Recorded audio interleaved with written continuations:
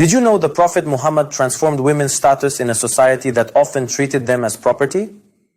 Uncover the remarkable story of his first wife, Khadijah, and the truth about Aisha's age at marriage in this captivating dive into history. Today we're exploring the transformative legacy of the Prophet Muhammad, peace be upon him and his family, and his profound impact on elevating women's status in a society where they were often treated as property. Join us as we delve into the inspiring lives of his wives, Hazrat Khadijah and Aisha, and uncover historical truths that challenge common misconceptions. In pre-Islamic Arabia, women were stripped of rights, bought, sold, and even discarded. The Prophet Muhammad, peace be upon him, revolutionized this reality, elevating women's status profoundly. He honored his daughter, Lady Fatimah, peace be upon her, calling mother of her father, and showed deep respect by bowing and kissing her hand. He declared, "The best of you is the one who treats his family with the utmost kindness, and I am the best in treating my family." The Prophet also shared that the angel Gabriel emphasized women's rights so strongly that he thought it might be forbidden for a man to even say "Uff" to his wife. Historian Will Durant described the Prophet's transformation of Arab society in mere years as nothing short of miraculous. Hazrat Khadijah, a wealthy and noble woman from the Quraysh tribe, was born around 68 before Hijrah. Renowned for her wisdom, she was familiar with prophecies foretelling a coming prophet. Her cousin, Waraqa ibn Nawfal, a scholar of the Gospel and Torah, confirmed the Prophet Muhammad, peace be upon him, as the awaited messenger. Hazrat Khadijah entrusted her trade caravan to the Prophet Muhammad, peace be upon him, and after meeting him proposed marriage, recognizing his divine mission before his prophethood. A debated claim suggests Khadijah was married twice before, to Atiq ibn Abdullah Makhzumi and Abu Hala Tamimi. However, many Sunni sources assert she was a virgin, having rejected all Quraysh suitors. Why would Hazrat Khadijah, who rejected prominent suitors, marry lesser figures like Atiq ibn Abdullah Makhzumi or Abu Hala Tamimi? Critics argue these claims were Umayyad fabrications aimed at tarnishing her noble lineage. The Umayyads, often associated with the cursed tree in the Quran, faced accusations of spreading such narratives to undermine her status. The children of Hazrat Khadijah with the Prophet Muhammad, peace be upon him, are a matter of debate. Historical accounts name Zainab, Kulthum, Ruqayya, Fatimah, and Qasim as her children, with Ibrahim born to Maria. Some claim Zainab and Ruqayya were from Khadijah's alleged prior marriages, but evidence suggests they were her sister Hala's stepdaughters, raised by Khadijah. The Prophet's frequent visits to Fatimah's home, unlike others, strongly indicate she was his only biological daughter.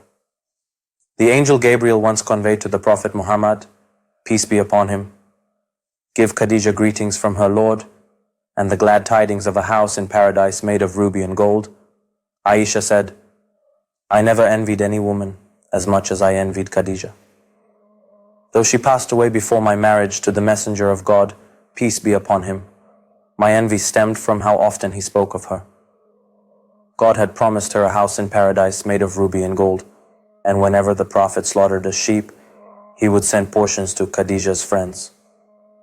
Aisha also said, whenever the Prophet mentioned Khadijah, he praised her in the highest terms.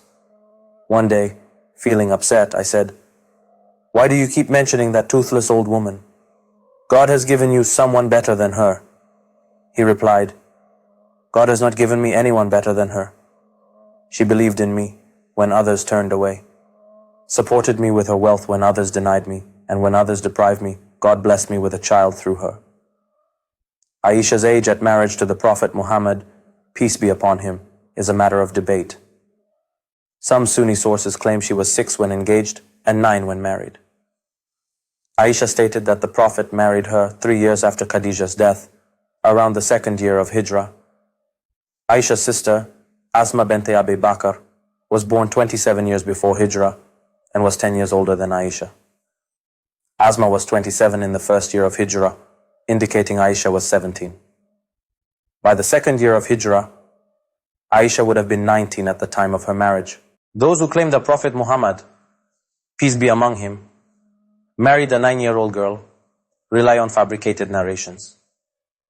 In pre-Islamic Arabia, some gave away daughters who had not reached puberty with agreements to consummate the marriage after maturity. However, the Prophet, as the foremost of creation, did not engage in such practices and came to oppose this ignorance.